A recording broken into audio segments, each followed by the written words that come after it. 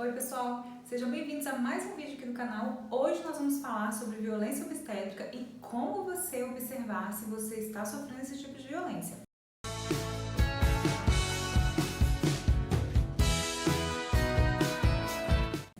Se você não é inscrito aqui no canal ainda, já se inscreva, já deixe seu like e também compartilhe esse vídeo lá naquele grupo de gestantes que eu sei que você participa. Vamos lá! O termo violência obstétrica ele é usado todas as vezes que algum direito seu ele é suprimido durante o trabalho de parto. Teve um povo por aí, que eu não vou citar nomes aqui para não gerar polêmica, que tentou tirar esse termo aí, que você não poderia mais usar esse termo, uma pessoa que não tem nem útero, que eu não vou poder falar o nome aqui, porque senão o YouTube me bloqueia. Mas você que tá aí, você já tá ligado, já sabe de quem que eu tô falando. É uma galerinha que não tem útero, que nunca vai parir um filho, que acha que pode mexer aí no direito da mulher, né?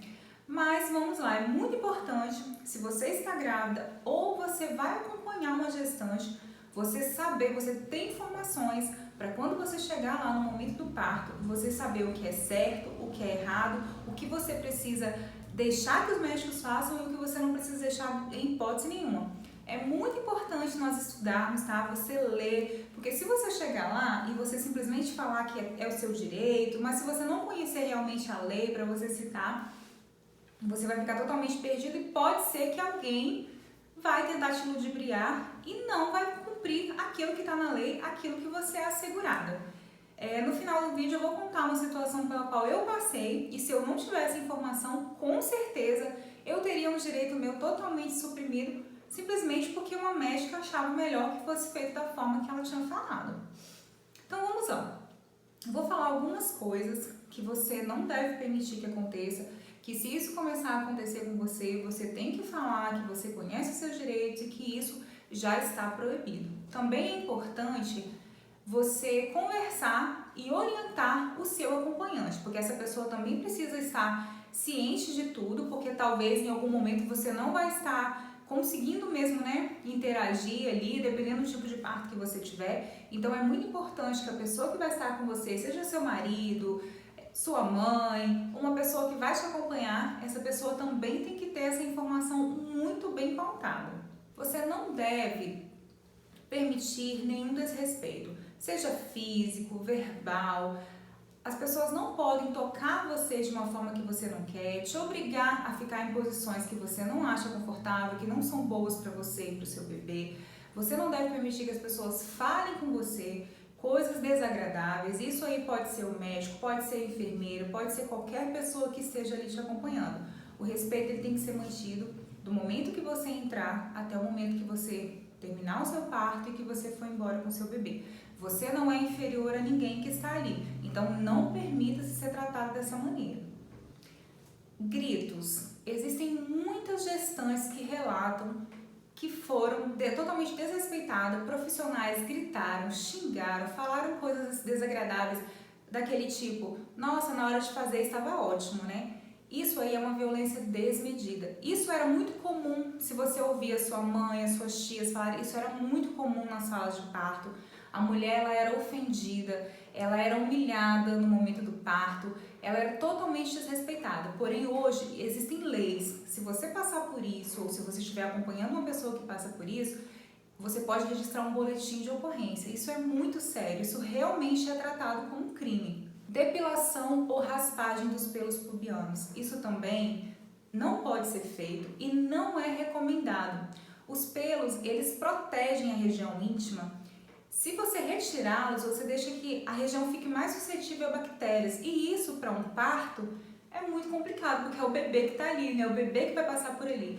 Então, se a equipe de enfermagem, a equipe médica te sugerir isso, ou mesmo seu obstetra falar que você precisa fazer uma depilação nas últimas semanas, isso também é um desrespeito e você não precisa fazer e nem precisa permitir que alguém faça isso em você horas antes do parto. Lavagem intestinal. Essa prática ela já foi muito comum no passado, porque os médicos temiam que durante o parto normal pudesse haver algum escape de fezes ali durante o parto. Então, fazia com que a gestante fizesse uma lavagem para não ocorrer.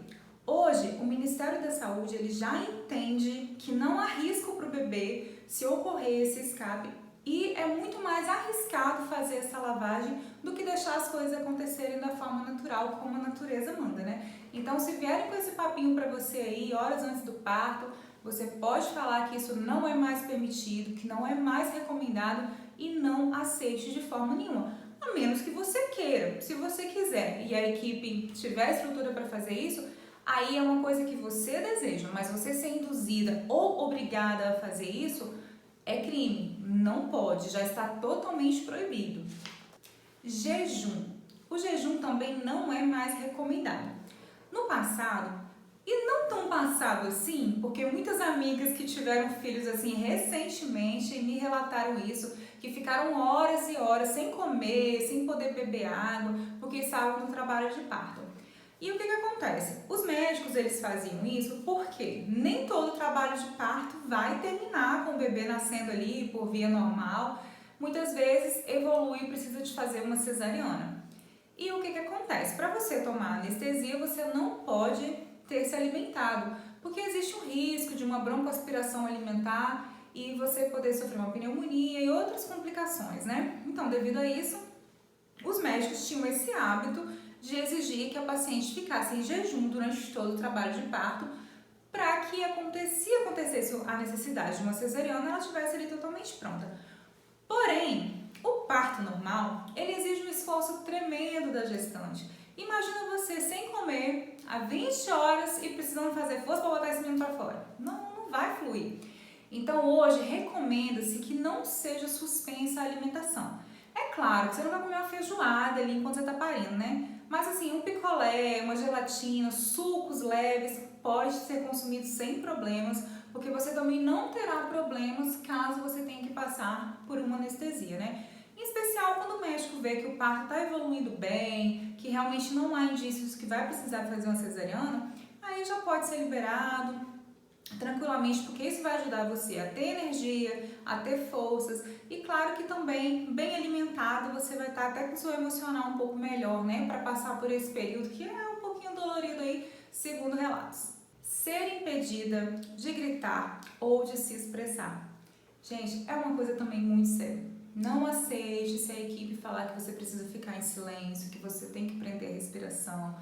Quanto mais você se expressar, mais fácil será a passagem desse bebê aí. Procure a orientação por umas doulas, elas têm uns exercícios muito legais, assim, que elas ensinam. Eu não tenho muita propriedade para falar nisso, né?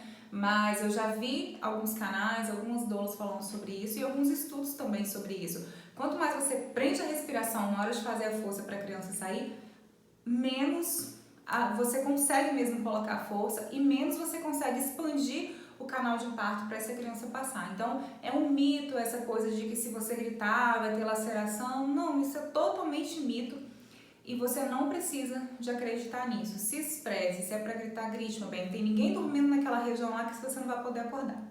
Não oferecer ou negar formas de alívio para a dor ou anestesias para gestante.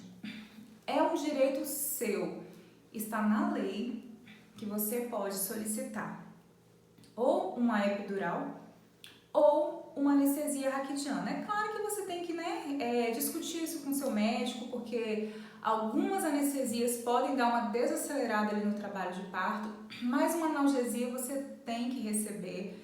É lei, tá? Precisa de fazer um alívio para dor e mesmo que não seja com remédios, tá? Toda sala de parto, né, de parto normal, ela tem que ter ali uma bola, um chuveiro, qualquer coisa que ajude você a diminuir um pouco as dores, né, nesse período aí do trabalho de parto. Então, exija isso.